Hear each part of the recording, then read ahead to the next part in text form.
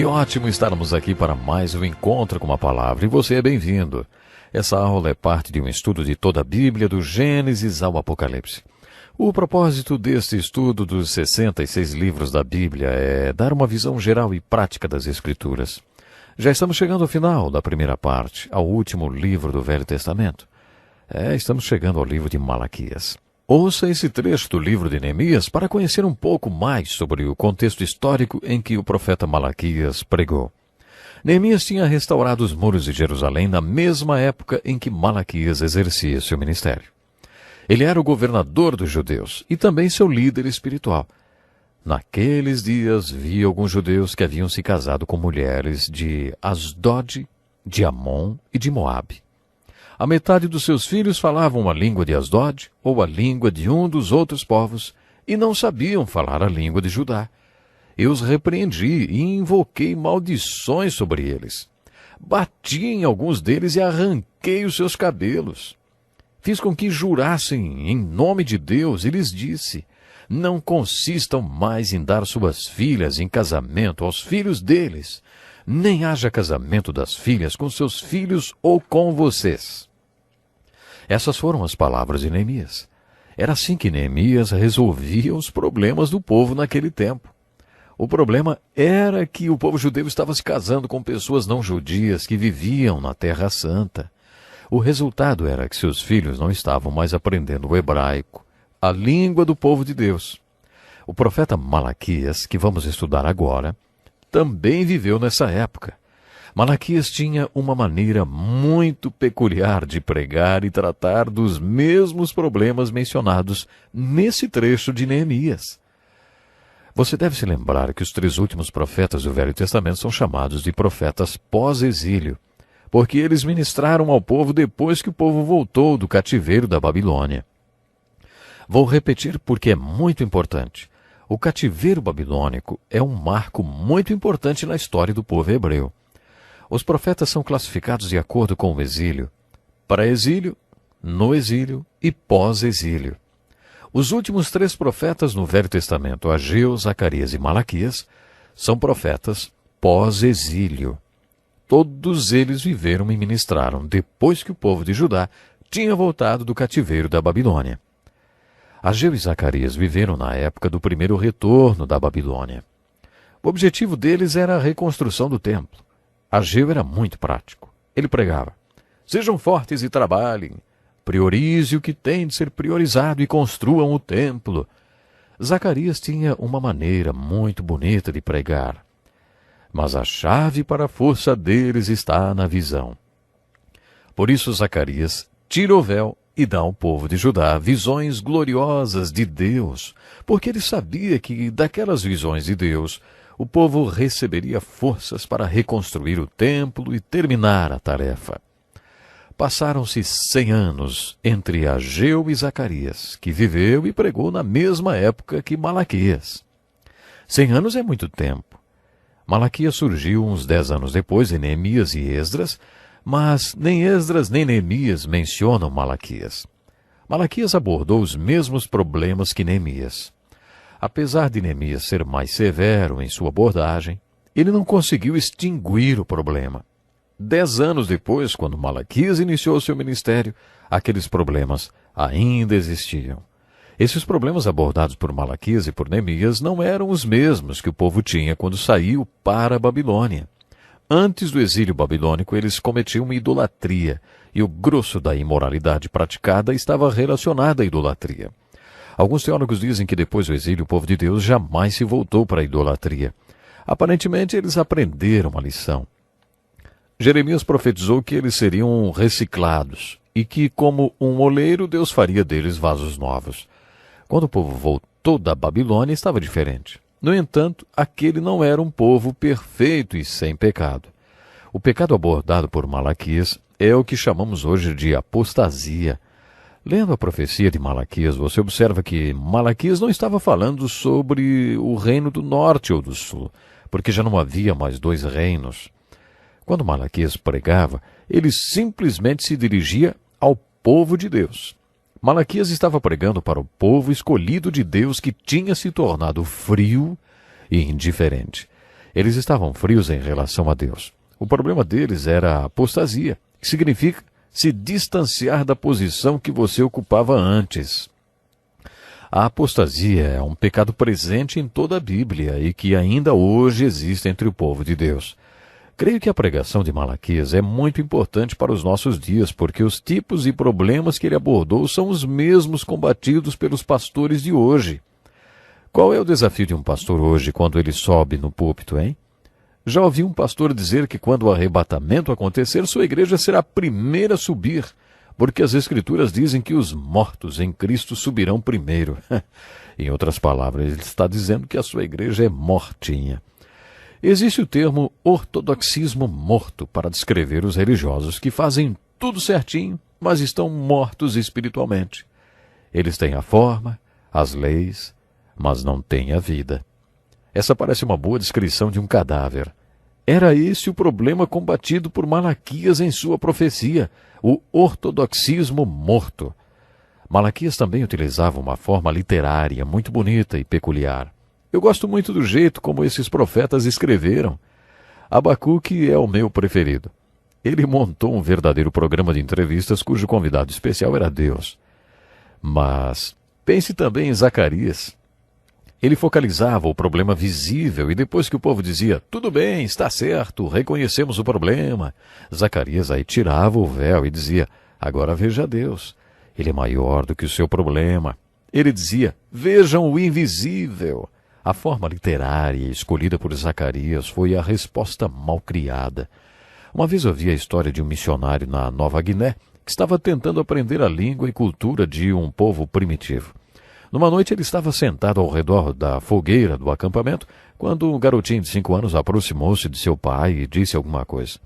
Depois que a criança disse qualquer coisa, o pai agarrou a criança pelo pescoço e com a outra mão enfiou areia em sua boca. A criança saiu tossindo e cuspindo areia. O missionário perguntou para o pai o que havia acontecido e aí ele respondeu, mandei a criança fazer uma coisa e ela me deu uma resposta mal criada. Aquele pai mostrou à criança o que ele achava daquela atitude. Tenho certeza que ela entendeu. Alguns teólogos costumam falar que a forma literária do livro de Malaquias é como se fosse uma resposta atravessada. Malaquias tinha uma mensagem para o povo de Deus, mas toda vez que ele tentava dar a mensagem ao povo, eles lhe davam respostas mal criadas. Vemos isso acontecer 7 vezes no seu livro. Se você é pai ou mãe de adolescente, deve entender bem o que estou falando, não? Você já percebeu como os adolescentes sempre têm uma resposta pronta na ponta da língua? E se você é um bom pai ou mãe e bom disciplinador, também já percebeu que o melhor é não negociar com um adolescente. O melhor é lhe fazer uma proposta irrecusável, ser firme, nunca discutir. Qualquer um que já teve filhos adolescentes vai apreciar a forma literária do livro de Malaquias. Vamos ver qual é a mensagem nessa conversa de Malaquias com o povo de Deus. Uma advertência, a palavra do Senhor contra Israel por meio de Malaquias. Eu sempre os amei, diz o Senhor, mas vocês me perguntam, de que maneira nos amaste? Não era Esaú irmão de Jacó, declara o Senhor. Todavia eu amei Jacó, mas rejeitei Esaú. Transformei suas montanhas em terra devastada, e as terras de sua herança em morada de chacais do deserto. Vocês verão isso com os seus próprios olhos e exclamarão, grande é o Senhor até mesmo além das fronteiras de Israel. Essa é a primeira parte da mensagem de Malaquias que vem como uma resposta atravessada. Uma advertência, a palavra do Senhor contra Israel por meio de Malaquias. Eu sempre os amei, diz o Senhor. Nesse estudo dos profetas temos observado que a mensagem deles é muito mais do que simplesmente fogo e enxofre, tristeza e destruição. Eles também têm uma mensagem de esperança. Cada uma das profecias termina com uma mensagem positiva. A esperança que eles pregavam era a única que o povo de Deus tinha. Todos eles apresentam ao povo um Deus amoroso. E por causa desse amor, Deus os enviou para a Babilônia. E por causa desse amor, desse mesmo amor, Deus os estava trazendo de volta. A advertência da palavra do Senhor através de Malaquias era: Eu sempre vos amei. Será que você compreende esse amor de Deus? Segundo a Bíblia, devemos buscar conhecer a Deus. Mas as Escrituras também afirmam que Deus conhece você. No Salmo 139, Davi diz que Deus conhece tudo a seu respeito, quando você levanta e quando você se deita. Ele sabe até a quantidade de fios do seu cabelo. Ele conhece todos os seus dias. Deus sabe tudo sobre você. É importante que você também saiba disso. Uma coisa é eu dizer, conheço o presidente da República pessoalmente. Outra coisa bem diferente é o presidente ir para a televisão e dizer, eu conheço um pastor assim, assim, assado, que mora em São Paulo, Recife, chamado João da Silva e tal. Aí é outra história, né? Isso não seria o máximo e muito melhor do que eu dizer que conheço o presidente? É com isso que Davi está empolgado no Salmo 139. Nós devemos conhecer a Deus, mas melhor do que conhecer a Deus é saber que Deus conhece você. O Deus do universo conhece você intimamente. A Bíblia também nos diz que devemos amar a Deus. Essa é uma verdade muito importante. O primeiro mandamento é para que amemos a Deus de todo o coração, força, alma e espírito. Ao mesmo tempo, ela também afirma que Deus ama você. Deus ama você. Você precisa entender que Deus nos ama. Já perguntei a juízes e psiquiatras. Vocês acham que existe algum caso que seja impossível? Um juiz me respondeu. Eu já tive um caso assim. Um homem não sabia o que era ser amado. Ele nunca tinha sido amado e era incapaz de amar. Era um caso impossível. A melhor coisa a fazer era prendê-lo e deixá-lo lá. Ele não tem jeito. Aí eles me perguntaram, por que você entrou para o ministério? E eu respondi, porque acredito que tenho uma mensagem para esse homem que não tem jeito. Perguntaram, qual? E eu disse, Deus ama você. O juiz ficou me olhando e finalmente disse, se você conseguir transmitir essa mensagem, talvez seja isso que aquele homem precisa. Esse era o recado de Deus através de Malaquias. Eu sempre amei vocês. Não esqueça, Deus te ama de verdade.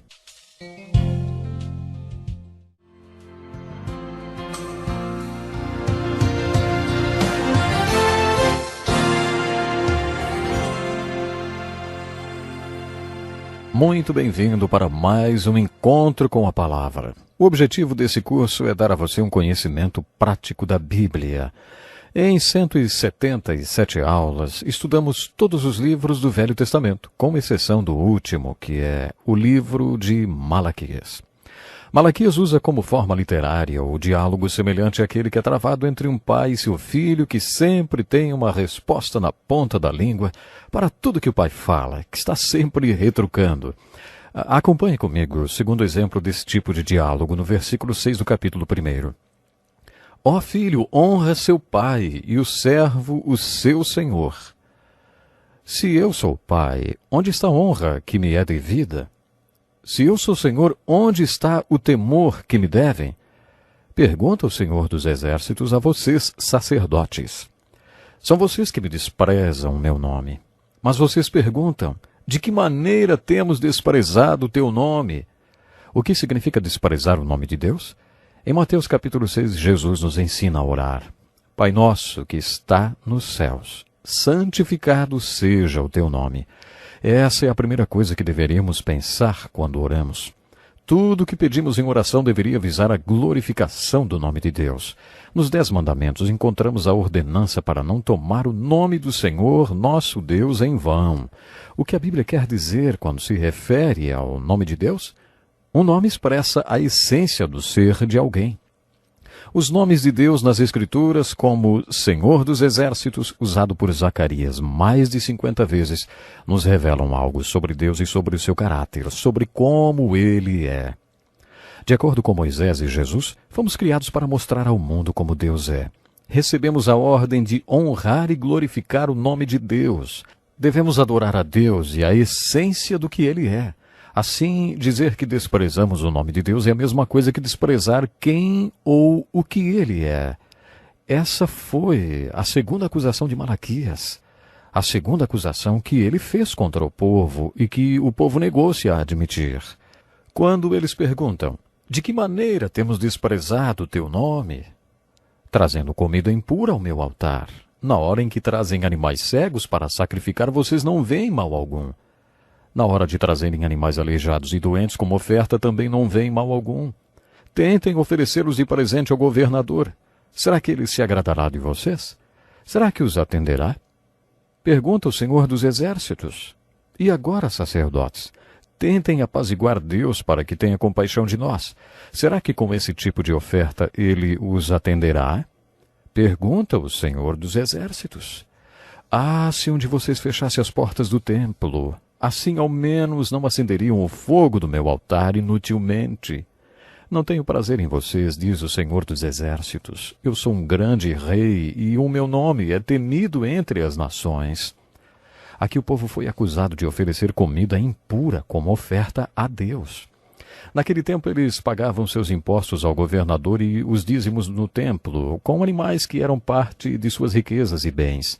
10% dos seus animais pertenciam a Deus. Só que, para ofertar a Deus, eles levavam animais defeituosos. Malaquias desafiou o povo de Deus a tentar fazer a mesma coisa para o governador quando fossem pagar impostos. Como podemos aplicar isso em nossas vidas, hein? Como será que as pessoas ofertam ao Senhor na igreja hoje? Quando Deus olha os bazares e as coisas que fazemos para levantar dinheiro para nossas igrejas, ele se sente como nos tempos de Malaquias. Para honrar a Deus, sendo bons mordomos e colocá-lo em primeiro lugar em nossas vidas, como Ageu pregou, deveríamos pegar o que é melhor para Deus e não ficar dando gorjetinhas como oferta na igreja. Dessa forma, além de Deus receber o dízimo, veríamos que Deus tem todo o direito a tudo que somos e temos. Se honrarmos a Deus com o melhor dos nossos dízimos e ofertas, colocando Deus em primeiro lugar em nossas vidas, não precisaríamos ficar fazendo bazares, noite da pizza e outras coisas que fazemos na igreja para levantar dinheiro. Essas coisas são tão abomináveis para Deus como aqueles animais defeituosos e comidas impuras dos tempos de Malaquias. Malaquias continua. Não temos todos o mesmo Pai? Não fomos todos criados pelo mesmo Deus? Judá tem sido infiel, desonrou o santuário que o Senhor ama. Homens casaram-se com mulheres que adoram deuses estrangeiros, enchem de lágrimas o altar do Senhor, choram e gemem porque ele já não dá atenção às suas ofertas, nem as aceita com prazer. E vocês ainda perguntam, por quê? É porque o Senhor é testemunha entre você e a mulher da sua mocidade, pois você não cumpriu a sua promessa de fidelidade, embora ela fosse a sua companheira, a mulher do seu acordo matrimonial. Não foi o Senhor que os fez um só? Em corpo e em espírito eles lhe pertencem. E por que um só? Porque ele desejava uma descendência consagrada. Portanto, tenham cuidado, ninguém seja infiel à mulher da sua mocidade. Eu odeio o divórcio, diz o Senhor. Vocês têm cansado o Senhor com as suas palavras. Como temos cansado? Vocês ainda perguntam. Quando dizem, todos os que fazem o mal são bons aos olhos do Senhor, e ele se agrada deles. Podemos fazer uma aplicação muito atual desse diálogo de Malaquias com o povo. O divórcio tem alcançado números epidêmicos na sociedade, e as pessoas dentro da igreja acabam fazendo como o povo de Judá, dizendo que Deus vê isso com bons olhos. Quando Malaquias cita o divórcio, ele faz o mesmo que Jesus fez no livro de Mateus e volta aos princípios básicos. Quando os religiosos o confrontaram e o questionaram a respeito do divórcio, Jesus disse que eles deveriam buscar o primeiro propósito de Deus quando instituiu o casamento e a família. Malaquias faz a mesma coisa e disse que quando eles fizerem votos diante de Deus para se casarem, o que Deus pretendia com aquilo? Que houvesse filhos consagrados daquela união, que houvesse uma descendência consagrada. Algum escritor cristão deveria escrever um livro sobre os direitos das crianças, porque, de acordo com a Bíblia, as crianças têm direitos. A filosofia humanista dos nossos dias tem como ponto de apoio esse discurso. Tenho o direito de decidir o que eu quero ou não no meu corpo. Por isso, se eu quiser matar a criança que está se formando no meu corpo, vou matar. Isso é problema meu, porque é o meu corpo e eu tenho os meus direitos. Com o divórcio, o discurso é: eu não tenho que viver com alguém com quem eu não esteja feliz. Tenho o direito de ser feliz e o direito de estar com alguém que me fará feliz. Deus diz não. O Senhor uniu o casal e ele odeia o divórcio. Quem realmente sofre com o divórcio são as crianças. O objetivo de Deus, quando instituiu o casamento, era que duas pessoas se unissem para que se tornassem pais. Depois, como pais, eles produziriam pessoas que um dia também se tornariam pais e produziriam mais pessoas. Essa é a lei da vida, instituída nos 2 primeiros capítulos da vida, que dá origem, crescimento e orientação à família humana. Hoje nós perdemos essa visão do propósito do casamento e da família, e era isso que Malaquias estava lembrando ao povo de Judá. O casamento não se resume ao que a outra pessoa pode dar a você. No casamento você deve ter o companheiro como centro de sua vida e não você mesmo. Pergunte a Deus qual foi o propósito dele para o seu casamento. Com o divórcio tomando proporções epidêmicas, tanto nos dias de Malaquias como nos dias de hoje, as pessoas criam sua própria moralidade e teologia para aliviar a dor do seu pecado ou para se sentirem mais confortáveis com ele. Mas ainda existe a voz que diz: o que é certo, mesmo quando ninguém aceita, e pecado é pecado, mesmo quando todo mundo pratica. O próximo exemplo de resposta mal criada se dá quando Malaquias acusa o povo de Judá de inventar uma nova moral e usá-la como um anestésico espiritual para aliviar a dor da convicção de seus pecados. Está escrito assim: desde o tempo dos seus antepassados vocês se desviaram dos meus decretos e não lhes obedecem. Voltem para mim e eu voltarei para vocês, diz o Senhor dos Exércitos. Mas vocês perguntam: como voltaremos? Quantas vezes já tentamos falar de Jesus e a resposta é: eu não tenho nenhum problema, eu sou uma pessoa boa, eu sou um bom cidadão. Ou então: não, eu trabalho na igreja, não tem nada de errado na minha vida. Essas pessoas precisam nascer de novo e continuam dizendo: como voltaremos? Tenho certeza que você já ouviu este texto de Malaquias. Pode um homem roubar a Deus? Contudo, vocês estão me roubando. E ainda perguntam: como te roubamos? Nos dízimos e nas ofertas. Tragam o dízimo todo ao depósito do templo para que haja alimento em minha casa. Ponham-me à prova e vejam se não vou abrir as comportas dos céus e derramar sobre vocês tantas bênçãos que nem terão de guardá-las.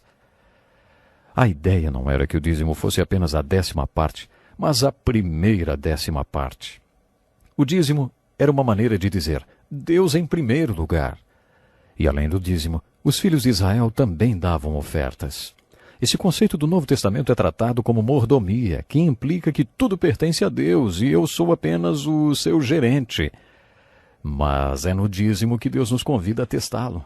Ponham-me à prova, ele diz, e vejam se não vou abrir as comportas dos céus e derramar sobre vocês tantas bênçãos que nem terão de guardá-las. Preste atenção nesse último bate-boca do povo de Israel no livro de Malaquias. Vocês têm dito palavras duras contra mim, diz o Senhor. Ainda assim perguntam: o que temos falado contra ti? Vocês dizem: é inútil servir a Deus. O que ganhamos? Consideramos felizes os arrogantes, pois escapam ilesos os que desafiam o Senhor. No próximo programa eu quero mostrar essas discussões sob o ponto de vista do teólogo James Hatch, que fez um estudo intitulado 7 argumentos de um coração que está se distanciando de Deus. Os exemplos do livro de Malaquias mostram os passos de uma pessoa que está se distanciando de Deus. Um coração não fica frio de uma hora para outra. É resultado de um processo que culmina com a pessoa dizendo: felizes os arrogantes. Essas pessoas que antes tinham um relacionamento íntimo com Deus precisam entender que o cair na apostasia não acontece de uma vez. É um processo gradual, passo a passo. Se você estudar esses 7 exemplos e respostas atravessadas no livro de Malaquias e o diálogo ocorrido entre Deus e o povo de Judá, perceberá que esse distanciamento de Deus ocorreu gradualmente. Poderíamos dizer que eles tiveram um esgotamento espiritual. Toda vez que Deus se aproximava do povo através de Malaquias, ele era recebido com comentários sarcásticos como: o Senhor nos amou, quando? Como cansamos a Deus? Mas em que roubamos a Deus? As respostas do povo às reclamações de Deus demonstravam que eles não tinham o coração afinado com Deus, apesar de acharem que estava tudo bem. Na continuação do estudo de Malaquias, veremos os 7 passos do declínio para os quais os líderes do povo de Deus devem estar atentos. Então, até o nosso próximo programa.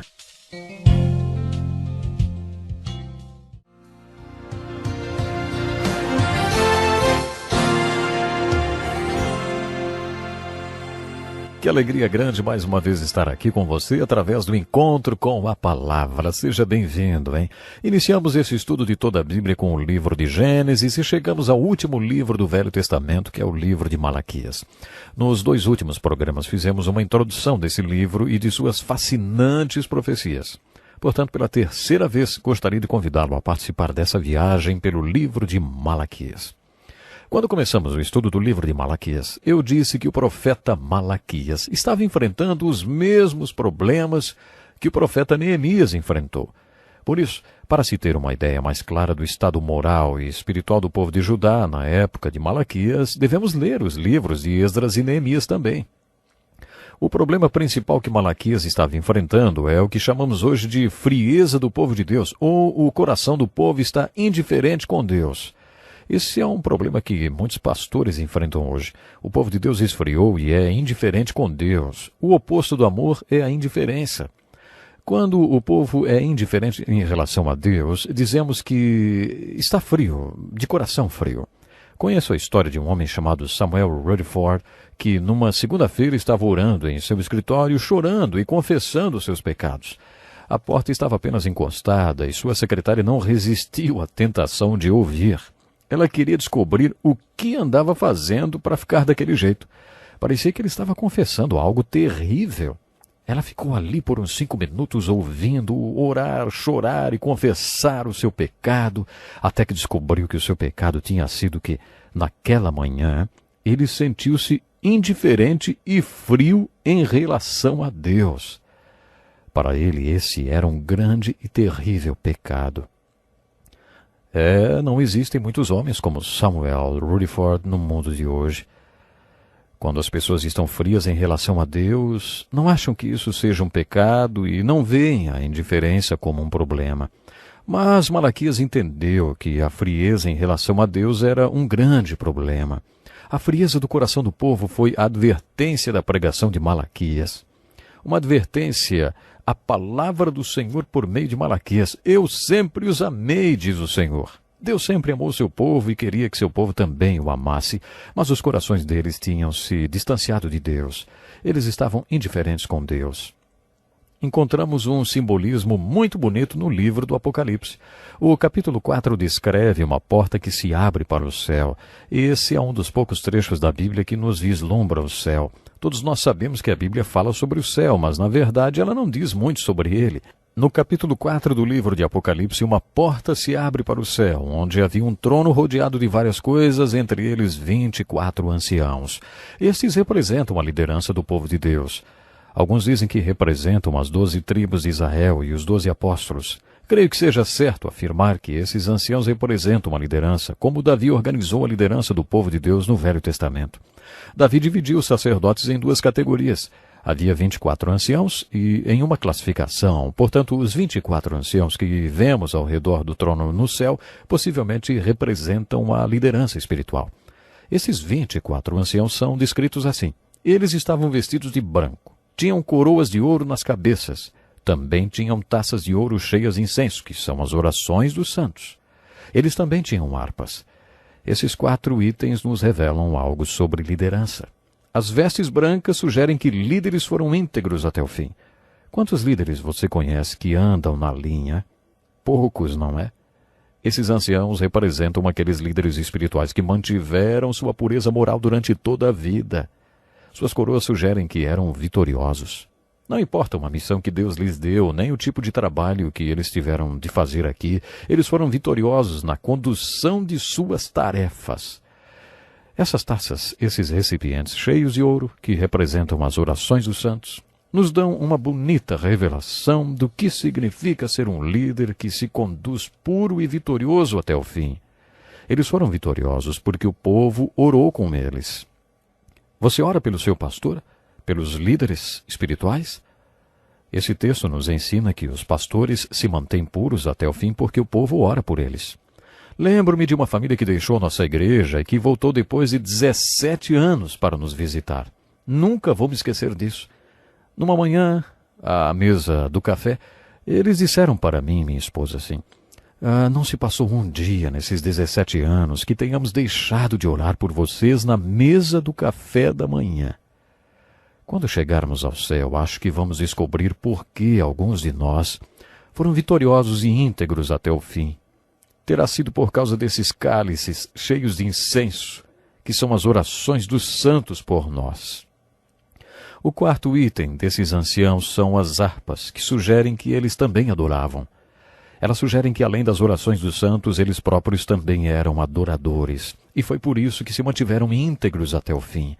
Já aprendemos um pouco sobre os grandes obreiros de Deus. Em nosso estudo do Velho Testamento, aprendemos que esses homens se tornaram obreiros para Deus. Eles eram adoradores de Deus.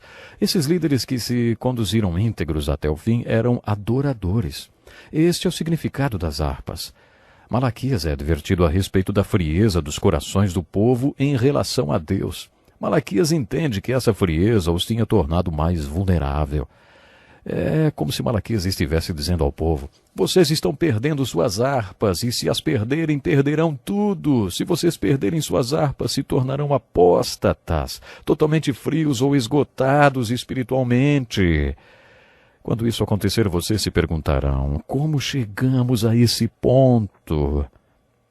Em sua mensagem, Malaquias está dizendo: eu vou contar para vocês como tudo aconteceu. Aconteceu quando vocês colocaram suas harpas no lugar errado, quando vocês pararam de adorar. Vocês devem ter uma vida de amor a Deus e um relacionamento com Ele expresso através da adoração pessoal a Deus. Quando vocês perdem isso, seus corações esfriam e vocês deixam de adorar a Deus. É quando começa a decadência de vocês. Mas afinal, quando é que um coração começa a esfriar em relação a Deus? De acordo com o professor James Hatch, essas 7 reclamações contidas na mensagem de Malaquias são os indícios de que o coração está se distanciando de Deus. O livro de Malaquias constitui-se nesse diálogo, nesse bate-boca do povo com Deus. Deus é como um pai e o povo, como os filhos, que estão se rebelando contra tudo que Deus está tentando falar para eles. Essa é a forma literária do livro de Malaquias. Se você estudar a forma literária do livro de Malaquias e os 7 exemplos desse bate-boca do povo com Deus, entenderá por que usei o título 7 Passos para o Esgotamento Espiritual. Por que ministros sofrem esse esgotamento espiritual? Como é que isso acontece, hein?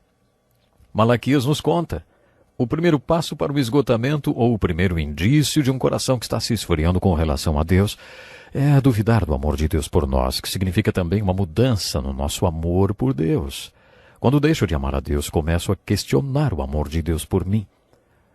Como eu destaquei antes, é muito importante saber que Deus ama você, porque o amor ou saber que somos amados faz-nos sentir valiosos. Se alguém me ama, deve ser porque tem algum valor, não é? Mas se ninguém me ama, então não valho nada. Sou um zero à esquerda, não é? Bom, esse é o primeiro passo para afastar-se de Deus, duvidar do amor dele. Duvidar do amor de Deus por mim significa que há algo de errado no meu amor por Deus. Quando você estudar esse bate-boca no livro de Malaquias, preste atenção no segundo passo para um esgotamento encontrado no segundo exemplo de bate-boca entre o povo e Deus. Depois de duvidar do amor de Deus, eles começaram a esfriar em relação a Deus e achar que a obra dele era muito difícil e sem importância, e, portanto, foram se tornando inconstantes no compromisso com Deus e na obra para a qual haviam sido chamados. Eles ficaram desmotivados para fazer a obra de Deus. Uma vez vi uma placa com a seguinte pergunta: você está trabalhando demais ou está sem motivação? A motivação é muito importante para a obra de Deus. Qual é a sua atitude em relação à obra de Deus, a obra que Deus deu a você, hein? Qual é a sua motivação? Se você duvida do amor de Deus por você e se há alguma coisa errada com o seu amor por Ele, isso vai afetar a sua atitude em relação à obra de Deus. Qual deve ser a motivação para a obra de Deus? O apóstolo Paulo responde. Paulo foi uma dessas pessoas mais motivadas que já existiu. Em 2 Coríntios 5 ele descreve: pois o amor de Cristo nos constrange. Ele descreve esse amor incrível. Paulo foi um dos maiores obreiros de Deus na história da igreja. Qual era a motivação de Paulo? O amor por Jesus e o amor de Jesus pelas almas perdidas. Essa era a sua motivação. Enquanto ceava com os apóstolos, Jesus lhes disse: as palavras que eu lhes digo não são apenas minhas. Ao contrário, o Pai que vive em mim está realizando a sua obra. Creiam em mim quando digo que estou no Pai e que o Pai está em mim, ou pelo menos creiam por causa das mesmas obras. Digo-lhes a verdade, aquele que crê em mim fará também as obras que eu tenho realizado. Fará coisas ainda maiores do que estas, porque eu estou indo para o Pai. E eu farei o que vocês pedirem em meu nome, para que o Pai seja glorificado no Filho. Deus quer que sua obra seja feita na terra através dos homens. Mas se você perde seu amor por Deus ou a convicção de que Deus o ama, isso afetará sua atitude em relação à obra de Deus. A obra que Deus quer fazer através de você vai parecer inútil e trabalhosa. O terceiro passo para o esgotamento espiritual é quando o povo de Deus, depois de duvidar do amor de Deus por ele, achar que a obra é inútil e sem importância, e passa a ignorar o seu compromisso com Deus e com seu povo. As pessoas mais próximas do povo de Judá eram seus próprios cônjuges, e os casamentos deles estavam acabando em divórcio, porque eles não mantinham mais seus compromissos uns com os outros. Como você pode perceber, meu compromisso com Deus é o fundamento para o meu compromisso com outras pessoas. Meu relacionamento com Deus é o fundamento para todos os outros relacionamentos. Se o meu relacionamento com Deus vai bem e eu estou cumprindo meu compromisso com Ele, meu trabalho e meus outros relacionamentos vão fluir desse meu relacionamento com Deus. Mas quando acontece alguma coisa no meu relacionamento com Deus, eu começo a falhar nos meus compromissos e relacionamentos com outras pessoas. As pessoas mais importantes da minha vida são aquelas com quem convivo, a minha família. Basicamente, Malaquias dirige esse sermão aos homens. Ele diz que depois de falhar no seu compromisso com Deus, a próxima coisa que acontece é você começar a falhar no seu compromisso com as outras pessoas.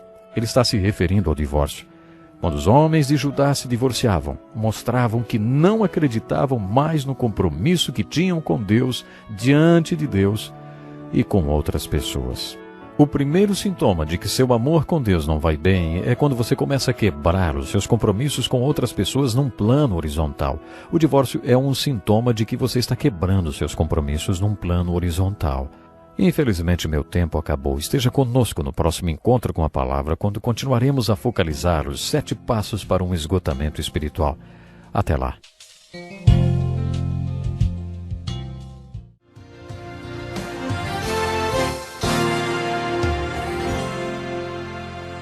Bem-vindo a mais um encontro com a palavra. Esse curso de toda a Bíblia começou com o estudo do livro de Gênesis.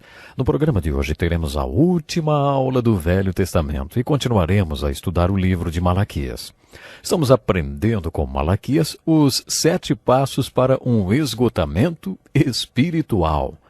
Esses 7 passos para um esgotamento espiritual também poderiam ser chamados de 7 indícios de um coração que está se distanciando de Deus. No último programa vimos os 3 primeiros indícios que o coração está esfriando com Deus. Duvidar do amor de Deus, questionar a importância de fazer a obra de Deus e quebrar o compromisso com Deus e com as pessoas que fazem parte da nossa vida. Antes de irmos para o 4º indício, quero voltar ao 3º, porque ele é muito importante. Lembre-se, depois de duvidar do amor de Deus e achar que sua obra não é importante, o 3º passo para um esgotamento é ignorar os compromissos firmados com Deus e com outras pessoas. O meu compromisso com Deus é o fundamento para meu compromisso com outras pessoas. Meu relacionamento com Deus é o fundamento para o meu relacionamento com outras pessoas. Mas quando algo acontece entre mim e Deus, eu começo a negligenciar meu relacionamento com outras pessoas. As pessoas mais importantes para mim são aquelas com quem eu vivo, a minha família. Malaquias está dirigindo esse sermão principalmente aos homens, dizendo que se ele negligencia o seu compromisso com Deus, o próximo passo será negligenciar o seu compromisso com as pessoas com que você convive. Malaquias está falando de divórcio. Quando os homens de Judá se divorciavam de suas mulheres, demonstravam que não acreditavam mais no compromisso deles com Deus, diante de Deus, nem com outras pessoas. Afinal de contas, o casamento se baseia em quê? Por que tantos casamentos são realizados na igreja? O que isso significa para Deus? O que significa amar sua mulher ou seu marido como Deus nos ama? Uma pessoa que tem uma visão madura do amor sabe que compromisso é amor e amor é compromisso. Você se compromete a amar a Deus. Você firma o compromisso diante de Deus de amar o seu cônjuge. Na verdade, Não importa o que você sente a esse respeito, você continua a amar a pessoa porque se comprometeu a amá-la. Você assumiu um compromisso de amá-la incondicionalmente.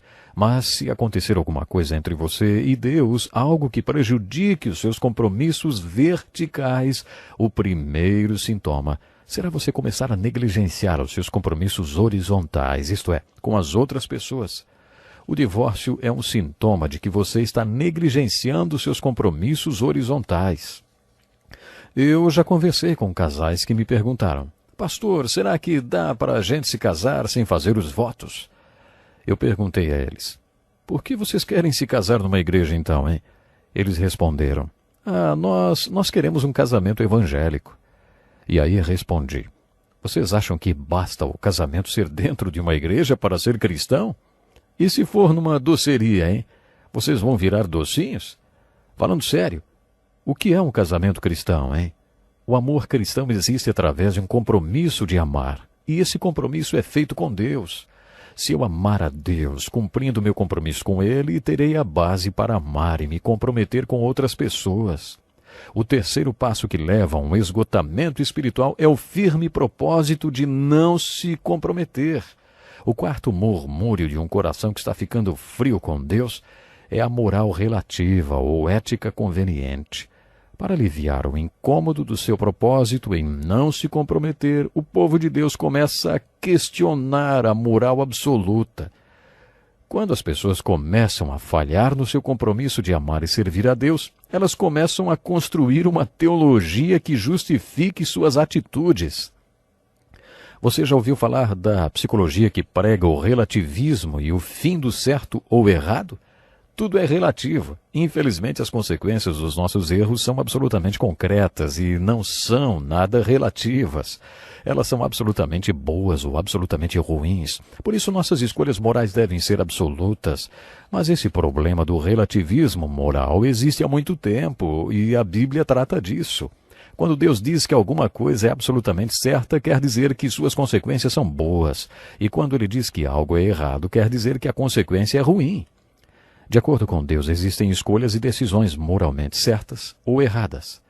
Quando alguém começa a dormir por aí, se divorcia de sua mulher e passa a ter uma vida imoral, sua visão psicológica, teológica e filosófica de vida vai guiar suas escolhas e estilo de vida. Essa pessoa vai criar uma teologia toda nova que justifique o modo como está vivendo. Essa pessoa deixa de usar a palavra imoral e passa a racionalizar tudo. Era isso que o povo de Judá estava fazendo na época de Malaquias. E foi por isso que Malaquias pregou que o quarto passo para o esgotamento espiritual é afirmar: não existe moral absoluta. O quinto passo para um esgotamento espiritual, ou um indício de que seu coração está esfriando com Deus, é começar a roubar o dízimo e as ofertas de Deus.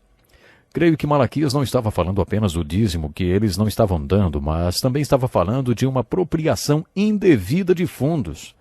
Agora sim a coisa tinha começado a ficar realmente corrupta. Eles estavam fazendo tudo explicitamente.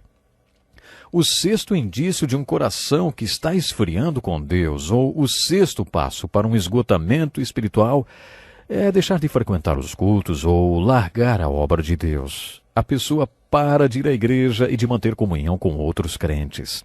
A pessoa deixa de ter prazer em buscar a Deus, de estar entre o povo dele. O sétimo indício do coração que está esfriando com Deus, ou o sétimo passo para um esgotamento espiritual, é começar a expressar toda a sua amargura e preconceito com a pregação da palavra, dizendo coisas do tipo: felizes os arrogantes. Malaquias tinha senso de humor. Ele estava dizendo: vejam, aqui estão os 7 passos para um esgotamento espiritual, ou os 7 indícios de um coração que está esfriando com Deus. Tudo começa quando você não dedica a Deus o mesmo amor, quando você passa a duvidar do amor de Deus por você e deixa de expressar o seu amor por Ele. Tudo começa por aí. Depois a obra de Deus começa a perder a importância para você e se torna muito penosa. Você perde a motivação para a obra de Deus. Depois, além de começar a negligenciar o seu compromisso com Deus, você também negligencia o seu compromisso com outras pessoas, como, por exemplo, o seu cônjuge. Depois você desenvolve um relativismo moral e deixa de lado o conceito de certo e errado. Tudo é relativo. Aí você começa a roubar os dízimos e as ofertas de Deus e faz isso explicitamente. Por último, você toma a decisão de largar a sua fé e começa a falar coisas do tipo: felizes os arrogantes. Deus odeia a arrogância, mas ama os humildes. Quando o coração se distancia de Deus, esfria e a pessoa sofre um esgotamento espiritual. O resultado final é que ela passa a ter um discurso contrário à palavra de Deus. Hoje vemos nossa sociedade dizendo que não há nada de errado na homossexualidade, que não é nenhum pecado, que não há nenhum problema nisso. A sociedade diz que é simplesmente uma questão de preferência. Isso não me choca. O homossexualismo é aceito até em algumas igrejas por aí. Isso não é diferente do que acontecia no tempo de Malaquias, quando o povo dizia: felizes os arrogantes. Se você conhece um pouco da Bíblia, pode até se perguntar: como a igreja chegou ao ponto de dizer que o homossexualismo não é errado? O homossexualismo não se encaixa nos planos de Deus. Deus considerou o homossexualismo um pecado. Hoje, poucas pessoas dizem publicamente que acham o homossexualismo errado. Não fica bem. Não existe mais certo e errado, nem moral absoluta. Essa moral relativa existe hoje e existia no tempo de Malaquias porque as pessoas queriam justificar seus atos. Afinal, elas acham que não estavam fazendo nada demais. Isso foi o que Malaquias combateu na sua profecia. Malaquias concluiu com uma profecia messiânica, pregando a vinda do Messias como a única solução de Deus para todos os problemas do homem. Com isso, Malaquias nos apresenta um personagem do Novo Testamento. Quando estudamos o Novo Testamento, a primeira pessoa com quem nos deparamos é João Batista. Não o apóstolo João, que escreveu um dos evangelhos, além do livro do Apocalipse, mas o João, o profeta. De acordo com Jesus, João Batista foi o maior profeta já nascido de mulher. Foi ele que teve o privilégio de apontar para Jesus e anunciar: vejam, vejam, este é o Cordeiro de Deus que tira o pecado do mundo. Malaquias anuncia a vinda do Messias e diz que ele viria em 400 anos e que sua vinda seria precedida pela vinda do maior dos profetas, João Batista. Malaquias afirmou que João Batista seria um predecessor do Messias e que prepararia o povo para a vinda dele. Como se prepara um povo para o Senhor? Malaquias tem muito a nos dizer quando concentra sua profecia na família. Ele diz: ele, o profeta, fará com que os corações dos pais se voltem para seus filhos e os corações dos filhos para seus pais. Do contrário, eu virei e castigarei a terra com maldição. Pais, vocês têm consciência do desafio que isso representa para todos nós que somos pais? Quando Jesus nos ensinou a orar dizendo Pai Nosso, ele colocou uma grande responsabilidade sobre todos os homens que são pais. João Batista viria de acordo com as últimas palavras de Malaquias e com o primeiro capítulo de Lucas e prepararia o povo para o Senhor, unindo os pais aos filhos. Quando os filhos se relacionam bem com seu pai, e esse pai também procura ter um relacionamento bom com seus filhos, isso prepara a vinda do Senhor. Malaquias também diz que quando o Messias viesse, sua vinda seria um julgamento e uma bênção. 400 anos depois, esse povo, o povo de Judá, se encontraria de fato com o Messias e alguns o apedrejariam, outros o crucificariam, alguns creriam nele e outros se tornariam seus discípulos e apóstolos e morreriam por ele. Poderíamos acrescentar essas últimas palavras ao livro de Malaquias. Veja a continuação dessa história daqui a 400 anos. Você está lembrado que dissemos que podemos sintetizar todo o Velho Testamento com uma frase? Jesus Cristo, ou Messias, está chegando. É exatamente assim que Malaquias termina sua profecia. A esperança para todos os que estão com seus corações frios com Deus é Jesus o Messias. Você o conhece? Tem comunhão com Ele? Ele ama você. No encontro com a palavra de hoje, finalizamos o estudo do Velho Testamento. Não perca o próximo programa, quando vamos iniciar o estudo do Novo Testamento. E eu tenho certeza, como tivemos oportunidade de aprender muitas coisas incríveis no nosso estudo, através do Velho Testamento, aprenderemos também com o nosso estudo no Novo Testamento, que começa já no próximo programa. Até lá!